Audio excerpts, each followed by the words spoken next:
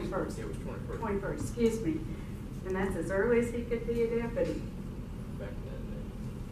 He's a retired Reserve Military Police Major for the U.S. Army Reserve and served in that capacity as an Army Reservist for 24 years.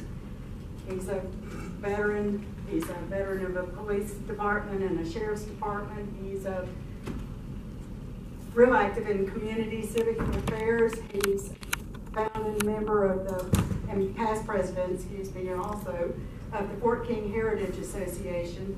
And during his presidency, they spearheaded the opening of the Fort King Heritage Park 40 years ago, and that's our only national historic landmark, as that's designated. He's married to one of the sweetest ladies, and they celebrated 40.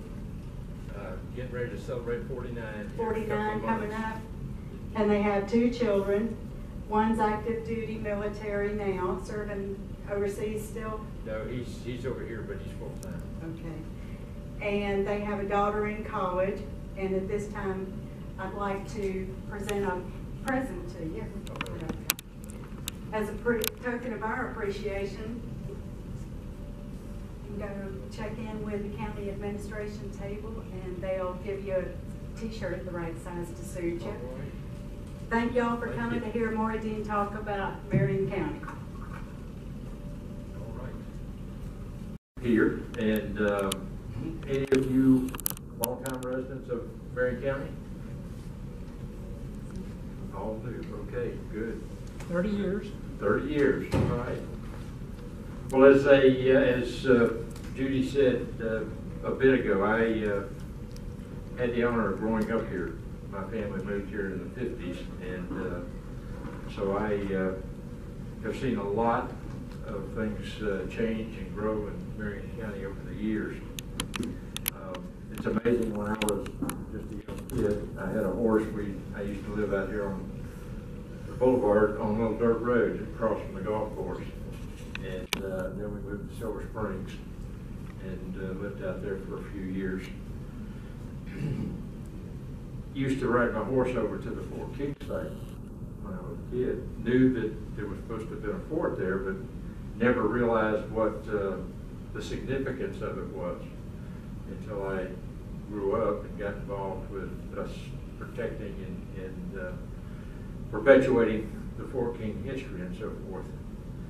And the amazing thing is, I've been able to do some extensive history. Needless to say, I've grown through a lot of history of Ocala because not only being here, but being in the government and that sort of thing, you learn a lot. Ocala, Marion County has one of the richest chapters in American history. And it's unfortunate that our community doesn't know it. As a kid, I didn't know it. And if you get a chance, I've got a table and display set up over by the Green Clover Hall, out in the park corner over here by the museum. Am I loud enough for y'all? Can you hear okay? It is amazing how we kind of generated our founding, and with a short period of time, there's far more than what I could cover with you in a long, detailed presentation, but I wanted to just hit some high points. In the early part of when everything that led up to Fort King came to bear, what you see in this diagram is actually the second Fort King. The first Fort King was just a smaller stockade like this one, and it was there for just a few years, and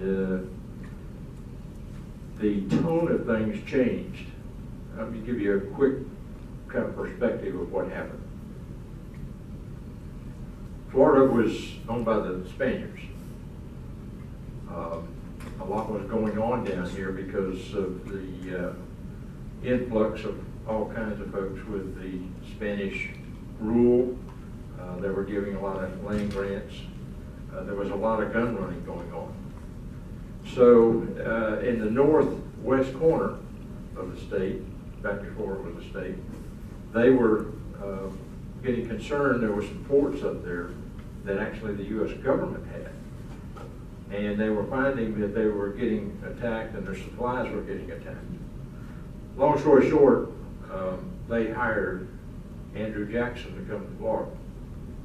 And Andrew Jackson basically began the Seminole Wars, and that was the first Seminole War up in the northwest corner of Florida. When he came down, he caught one of the Spanish ships with the gunrunners and hung the captain and his first mate on the mast of the ship as a message that it was going to stop. Well, a whole series of things happened, but eventually he kind of put a stop to it, turned it back over to some U.S. officials, went on back to Nashville. So several years go by, and next thing you know, other things were taking place. Those things were that the Indians up in North Georgia and Alabama, up into the mountains, the Creeks and the Cherokees had a war. Without going into a lot of detail, but Cherokees won. That's the reason they got a reservation up in the mountains. And the Creeks were put on the run. There was a Creek chief that had moved down here to Payne's Prairie back in the 1700s. So the Creeks were now, having lost the war, looking for a new home. So they moved down to Florida. The reason being is the original Indians in Florida were the Timucuas or Timucuans that had lived here for thousands of years. The Spaniards brought not Spanish, but European diseases, and also brought some brutality. They were very, very brutal. Same thing that happened here happened down in the West Indies, European diseases. Within about 75 to 80 years, most of the Timucuans were dead, gone. So Florida was kind of barren in that regard. So the Creeks started moving down here. They said, hey, we'll move down to Florida. At the same time, we started having the process of a lot of things going on with the plantations in Alabama and Georgia and so forth.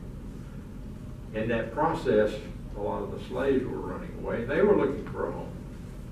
They heard about Florida. So a lot of them moved down here. Well, when they got down here, they found out, well, gee, there's all these Creeks that are living here, and a bunch of them kind of got together and they started their own little towns. They didn't call them villages, they called them towns back then. And they said, you know, hey, you like to farm and do that sort of thing, and you like to fish and hunt and do that, let's kind of get together and see what we could work out. And they did. As a long time period of years went by, the cohabitation of the slaves that had come down and the Creeks that came down is where we came up with Seminoles. And the Seminole tribe didn't live here for thousands of years. That was how the Seminoles originated. Well, there was a lot of turmoil because of all of the things the Spaniards were doing, and so land grants had been given, that kind of thing. The government, U.S. government, was trying to keep some peace because there started to be a lot of conflict taking place. One didn't like another moving in and all that sort of thing, taking up the land where the border was at. So they kind of felt that that was a threat. The government gave them a treaty. It was the Moultrie Creek Treaty over near St. Augustine that basically gave them 4 million acres and a treaty that ran north of Fort King here, all the way down to south of Lakeland. And that treaty basically gave them a variety of things. It gave them a home, it gave them a place to live and hunt. The idea was to keep the Indians on the reservation and keep all the other settlers out. But that didn't work. Part of the reason that that didn't work is because the slaves that had been coming to Florida, the owners hired a bunch of bounty hunters to come down here. So they found out real quick, if you want to search for somebody, you don't want to be going into these swamps down here in Florida, because you probably won't come out. So their little game was, much like a hunter, is, well, we know the access routes. We'll do some things to kind of put them on the run and capture them in that process. As a result of that, it just created a lot more turmoil, a lot more concern. So, a variety of things happened. This is the mountains up here with the Cherokees and the creeks where they had been, reservation down here. Some other things happened. Not only was all this turmoil going on down here in Florida, they find gold up in North Georgia. Guess who's laying the gold's on? The Indians. So what does that mean? We got to get rid of the Indians. There's enormous detail in all of this, and I could talk to you for hours about different facets of it, so I'm keeping it the very bare minimums there. The goal was to move them out west Oklahoma. I'm going to fast forward there. We did move them out to Oklahoma, most of them. It took 3 wars in Florida, 3 Seminole Wars for that to occur. There never was a defeat, never was a treaty. Some of them fought to the very end, but most of them went to Oklahoma. And the shame of it is, in the 1870s, you know what we did? We pushed them all out of Oklahoma because we had to have the Great Land Rush. So that's been the ongoing story and the chapter of this history that a lot of folks don't want to talk about. One of the things I've always said is we're going to tell the truth and the whole truth and nothing but the truth, no matter what the story is. We got the facts, and all this has been well documented. So, let me back you up here. I've kind of pushed forward. Let me back you up. Osceola, a key character in all this. Osceola was not a Seminole chief. He became a war chief. Matter of fact, his father was English. So he was half white. That was kind of a different situation in that day. So he wasn't really considered to be a chief. But because of all this turmoil, he became a war chief. What happened was he kept going to government officials, and as he would go to them, all he wanted was them to sit and talk with him, and he listened to them. But then he told them how he felt. 30 years old, and he stood up to the government of the United States. Stood up to him and told him, you gave us land. You gave us a treaty. You gave us a home. We don't want to go to Oklahoma. And the shame of it is, long story short, our government back in that day did every trick that there was. Took a group of them to Oklahoma, got them drunk, got them to sign an agreement. I got copies of them.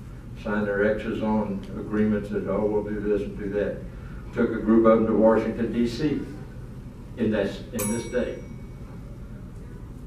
Got them drunk, had them sign, put their X's on more forms. It really wasn't a pretty picture per se, but it was history. It was the way it was. As time, Morris? yes. I'm sorry, honey, I've got to cut you off, but if you can continue this at the booth over there. Okay. And just, we appreciate your coming, and we appreciate you doing this. Can I give them one wrap up? As long as we don't go 3 over. minutes. No, I don't have that long even. 2 minutes. They've got me on a heck of a schedule, and I can't cut Cynthia short. Yeah, one of my minutes. I'm sorry. Y'all please follow them over there and listen to a bunch more of the wonderful tales. Be glad to share with you. Needless to say, we became the crossroads of Florida, and out of that grew Marion County.